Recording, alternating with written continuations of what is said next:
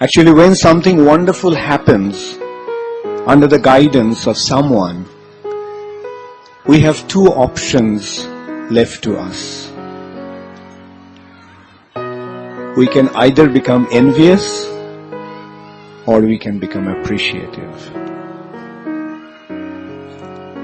If we become envious, then naturally we become the losers. However, when we appreciate, then we also consciously or unconsciously develop the qualities of that person.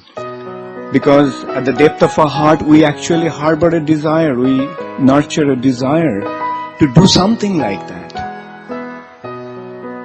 And that is what is needed for the effective propagation of Krishna consciousness movement throughout the world. At least we are confident, we are 100% sure about one fact,